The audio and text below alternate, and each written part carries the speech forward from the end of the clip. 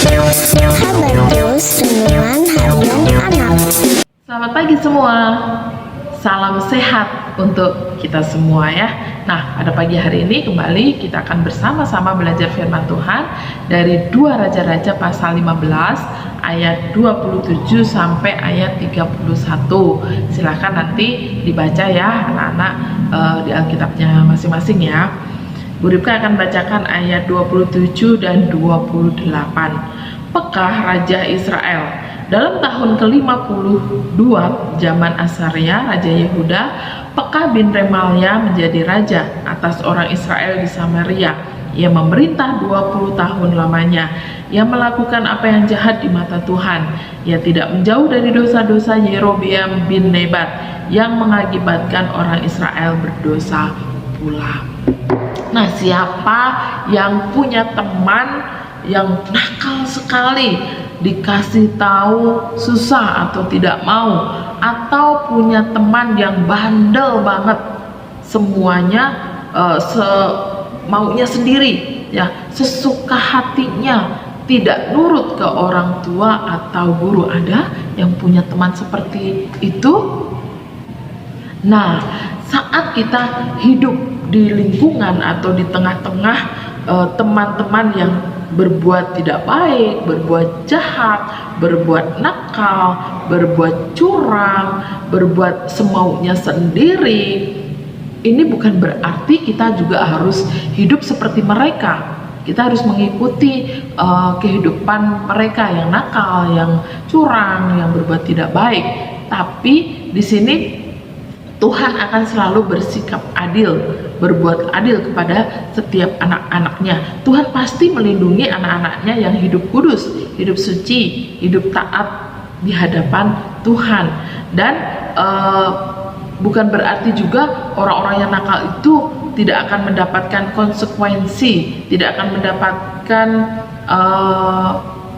hukuman dari Tuhan ya, atau peringatan dari Tuhan.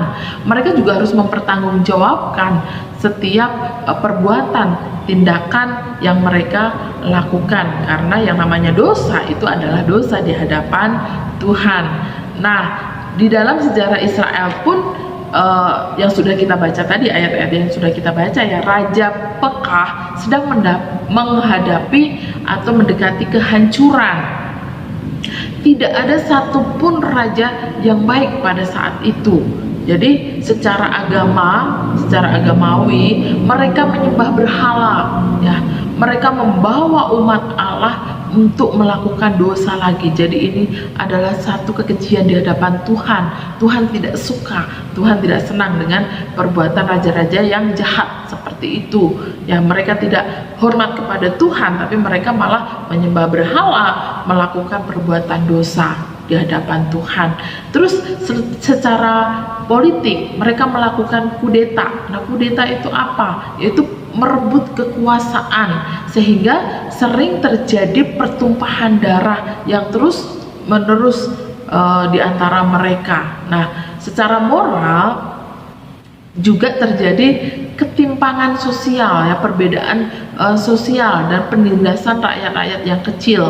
Mereka penguasa-penguasa itu menindas rakyat-rakyat yang kecil yang tidak bisa berbuat apa-apa. Nah, karena itu hukuman Tuhan segera datang kepada mereka. Nah, kemudian di bawah pimpinan Tiglat-Pileser, Asyur merebut sebagian wilayah Israel dan menawan penduduknya di tanah pembuangan. Ini ayat yang ke-29.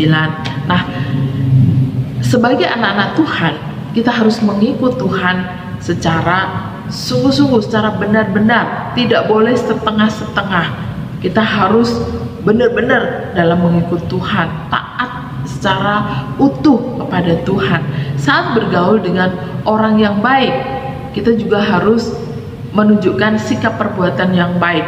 Tapi saat bergaul dengan teman-teman yang tidak baik, yang suka berbuat curang, suka berbuat semaunya sendiri, mereka tidak taat, tidak patuh kepada orang tua, kepada guru, kita harus hidup berbeda dengan mereka. Kita harus tetap hidup baik, hidup taat kepada orang tua, taat kepada Tuhan, taat kepada guru. dan kita melakukan perbuatan-perbuatan yang baik dan yang benar, karena itulah yang menyukakan hati Tuhan, itulah yang menyenangkan hati Tuhan. Kita harus tetap menjaga hidup yang kudus, hidup yang suci, hidup yang benar di hadapan Tuhan, hidup yang sesuai dengan firman Tuhan. Meskipun ya seperti Bu Rika tadi katakan, ya harus berteman di tengah-tengah teman yang nakal, yang berbuat curang, berbuat jahat, berbuat tidak baik, tapi kita harus hidup benar, hidup sesuai dengan firman Tuhan. Itulah yang berkenan di hadapan Tuhan. Amin. Mari kita berdoa. Terima kasih ya Tuhan, pagi ini kembali kami boleh belajar firman Tuhan dan diingatkan oleh firman Tuhan bahwa segala sesuatu yang kami lakukan, yang kami perbuat di dunia ini akan dipertanggungjawabkan di hadapan Tuhan. Tuhan, tolong kami untuk hidup benar, hidup suci, hidup kudus, hidup memuliakan dan menyenangkan hati Tuhan di tengah-tengah teman-teman yang mungkin terkadang berbuat tidak baik, berbuat curang, berbuat semaunya. Namun biarlah kami tetap sebagai anak-anak Tuhan berbuat yang baik, berbuat yang menyukakan dan menyenangkan hati Tuhan. Terima kasih Tuhan, tolong pimpin kami, kehidupan kami hari lepas hari, dan kami mau melakukan kegiatan kami hari ini. Tuhan pimpin dan sertai kami. Terima kasih ya Tuhan, di dalam nama Tuhan kami Yesus kami sudah berdoa. Amin.